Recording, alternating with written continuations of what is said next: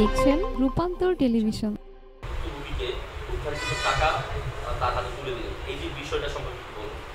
আসলে আপনারা সকলেই জানেন যে 5ই আগস্ট পরবর্তী বাংলাদেশ পুলিশের যে মনোবল সেটা শূন্যের ঘটাইছিল। আমাদের যে মাননীয় ডিএমপি পুলিশ কমিশনার স্যারের দিক নির্দেশনায় এবং আমাদের আইজিপি স্যার তাদের অত্যন্ত পরিশ্রমে আমরা আমাদের সেই পূর্বের স্বাভাবিক কার্যক্রমে ফিরে যাওয়ার চেষ্টা করছি। তারই পরিপ্রেক্ষিতে আমাদের যে থানার চলমান কার্যক্রম, অর্থাৎ যে কোনো সমস্যা সাধারণ মানুষের সে সম্পর্কে অভিযোগ নিয়ে আসলে আমরা সেটা জিডির মাধ্যমে হোক বা মামলা রুজুর মাধ্যমে হোক, আমরা প্রত্যেকটা মানুষকে তাদের সেবা দেওয়ার জন্য আপ্রাণ চেষ্টা করে যাচ্ছি এবং আমাদের চলমান কার্যক্রম আরও যাতে দৃঢ় হয় সেই চেষ্টা চালিয়ে যাচ্ছে। তারই ধারাবাহিকতায় সাধারণ ডায়েরির বলে যে প্রতারকের কাছে যে টাকাটা চলে যায় সেই টাকাটা মাত্র 48 ঘন্টার মধ্যে ভুক্তভোগীর হাতে তুলে দিতে পারার যে প্রক্রিয়াটা, এই বিষয়ে সম্পর্কে আসলে আমাদের বাংলাদেশের যারা আপামর জনসাধারণ আছে, বিশেষ করে দরিদ্র গোষ্ঠী, অনেকেই তারা আইন সম্পর্কে অনেক কিছু জানে না, তারা বিভিন্নভাবে প্রতারণার শিকার হয়। তো যিনি এই যে ভুক্তভোগী ছিলেন উনিও প্রতারণার শিকার হয়েছিলেন। ওনাকে ফোন করে বলা হয় যে ওনার টাকা দেওয়ার জন্য, যিনি টাকা পাবেন। তো পরবর্তীতে উনি টাকা দিয়েছেন।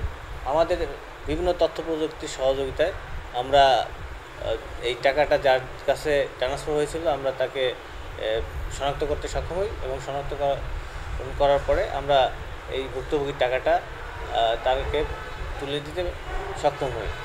পরবর্তীতে তিনি যিনি এই টাকাটা নিয়েছেন তার বিরুদ্ধে কোনো মামলা মোকদ্দমা করবে না বিধায় আমরা মামলা মোকদ্দমা যেতে পারিনি।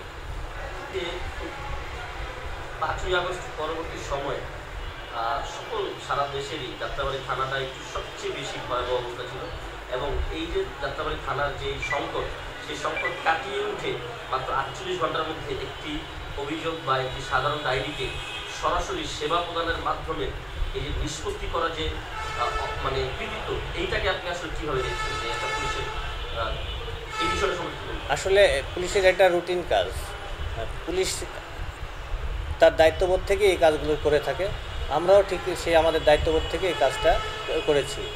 এখানে আমরা কৃতিত্ব বলবো না, আমরা আমাদের রুটিন যে দায়িত্ব সেই দায়িত্ব পালন করেছি এবং ভবিষ্যতে আমরা এই দায়িত্ব পালনে সর্বদা সচেষ্ট থাকব। আমরা আমাদের সর্বোচ্চ দিয়ে সাধারণ মানুষের সেবা করার চেষ্টা করব। যারা প্রকৃত অপরাধী তাদেরকে আমরা আইনের আওতায় নিয়ে আসবো। যারা বর্তমান সময়ে বা বর্তমান যে সার্বিক পরিবেশ পরিস্থিতির ভিতরে আমরা যাচ্ছি, পুলিশ বাহিনীর প্রতি কিছুটা হলো আস্থা হারিয়েছে এবং একটা গম্ভীর অবস্থা আছে বলে তারা ধারণা পোষণ করছে। এই দায়িত্ব পালনকালে বা পেশাগত জায়গা থেকে তাদের উদ্দেশ্যে আপনি কী মেসেজ দিতে চান? আমাদের সিনিয়র কর্মকর্তা স্যারদের পরিষ্কার মেসেজ, আমাদের স্বরাষ্ট্র উপদেষ্টা স্যার এবং আমাদের অন্য প্রধান উপদেষ্টা মহোদয় সকলেরই ক্লিয়ার মেসেজ যে অপরাধী যেই হোক না কেন তাকে কোনোভাবে ছাড় দেওয়া হবে না। সেক্ষেত্রে আমরাও অপরাধ যে করবে এবং অপরাধীদেরকে যারা লালন পালন করবে তাদের কাউকে আমরা ছাড় দেবো না, আমরা প্রত্যেকে আইনের আওতায় নিয়ে আসবো। ধন্যবাদ। আপনি যদি আমাদের এই ভিডিওটি ফেসবুক থেকে দেখে থাকেন তাহলে অবশ্যই লাইক, কমেন্ট ও শেয়ার করতে ভুলবেন না। আর যদি ইউটিউব থেকে দেখে থাকেন তাহলে অবশ্যই সাবস্ক্রাইব করে বেল বাটনটি বাজিয়ে দিন। এরকম আরও নিত্য নতুন নিউজ পেতে আমাদের সাথে থাকুন।